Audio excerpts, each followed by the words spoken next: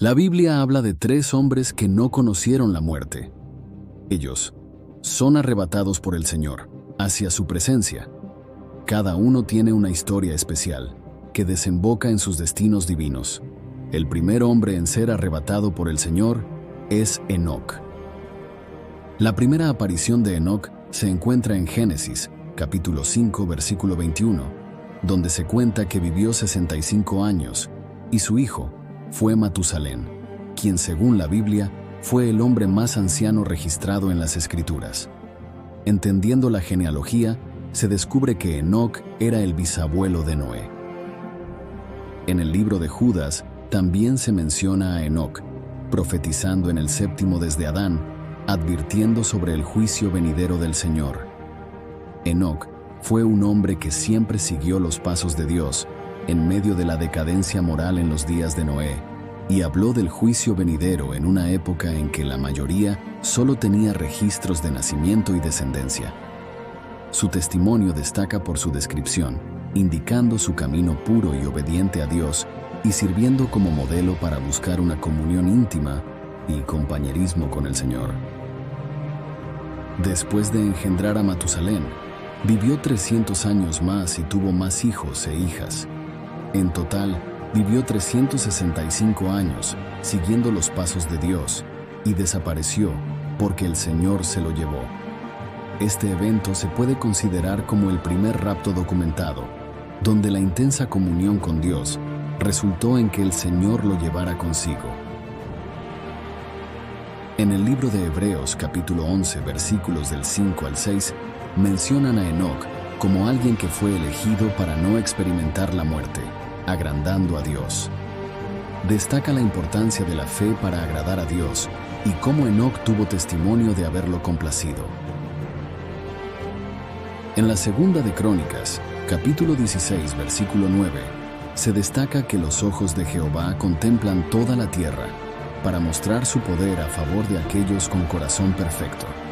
También se menciona la importancia de adorar a Dios en espíritu y en verdad, siendo Dios quien busca adoradores fieles.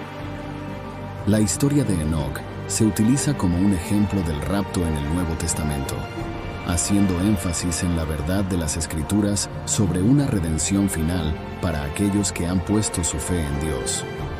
Aunque la mayoría de los creyentes morirá físicamente, el ejemplo de Enoc brinda esperanza de que finalmente triunfarán sobre la muerte. Pasamos al siguiente de esta lista, el profeta Elías. Dios llamó a Elías en uno de los tiempos más difíciles para Israel, con uno de sus peores reyes, y su nombre era Acab. Elías era uno de los más grandes profetas de Israel. El libro de Reyes cubre más de su vida que la de la mayoría de los reyes mismos, y a pesar de que no hay escrito ningún libro en su honor, su encuentro con los profetas de Baal, en el Monte Carmelo, lo hizo más famoso. El rey Acab incorporó la idolatría en un sistema que él suponía debía funcionar en la agenda de Dios porque los israelitas eran su pueblo. Israel estaba sufriendo como resultado de un mal gobierno, pero Elías, por otro lado, representaba un cambio. Él no tenía conexiones con las altas esferas de la política ni de la realeza. Debido a esto, tenía la capacidad de enfrentarse al poder siendo frontal, sin ser cooptado o corrompido. Elías era un hombre muy valiente, que hablaba sin importarle a quién tuviese enfrente. En ese momento, parecía haber alcanzado la cima de las aventuras de su vida, heroico, casi increíble, pero humilde de corazón, y aún así, estaba a punto de superarlos a todos, ya que él sería capaz de evitar la muerte. La partida inmortal de Elías lo coloca en la escasa categoría a quien solo a Enoc le conocemos. Aunque nunca se nos dice cuándo o cómo Dios hizo esto, está claro por el contexto que le informó a Elías de su inminente partida.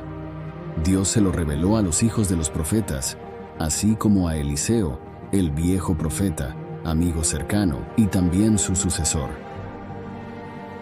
En la segunda de Reyes, capítulo 2, se describe que cuando Jehová quiso alzar a Elías en un torbellino al cielo, él venía junto con Eliseo del Gilgal. Este es el último día de Elías en la tierra, día en que será raptado. Sería arrebatado para llegar ante la presencia del Señor. Dios no solo le había dicho a Elías que esto sucedería y cómo sucedería, también le había dicho dónde sucedería. Esto explica por qué vemos a Elías moviéndose rápidamente hacia el Jordán. Según el libro de Josué, en el capítulo 4, Gilgal fue el lugar del campamento de los hijos de Israel después de cruzar el Jordán hacia Canaán. Era el punto en el que aún estaban seguros y protegidos justo antes de que comenzaran su invasión en territorio enemigo. Gilgal fue también el punto de partida para el último viaje de Elías, pero la siguiente parada para Elías fue Betel, que significa la casa de Dios. Elías trató de distanciarse de Eliseo desde Gilgal. Si bien no quería deshacerse de él, estaba poniendo a prueba a su compañero cercano y su futuro sucesor. Y cuando los dos hombres llegaron al Jordán, aquí es donde se produce el milagro. La Segunda de Reyes, capítulo 2, versículos del 7 al 10, describe que vinieron 50 varones de los hijos de los profetas, se pararon delante a lo lejos, y ellos dos se pararon junto al Jordán. Tomando entonces Eliseo su manto, lo dobló y golpeó las aguas. Las aguas del río se dividieron en dos partes, y ambos pasaron por el camino seco. Y aconteció que yendo ellos y hablando, he aquí un carro de fuego con caballos de fuego apartó a los dos, y Elías subió al cielo en un torbellino. Elías no estaba predicando ni profetizando en ese momento. Solo eran dos amigos cercanos caminando y hablando juntos.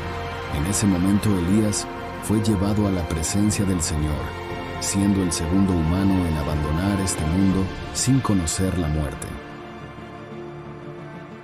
Por último, pasamos al número 3 de esta lista, la Iglesia de Cristo.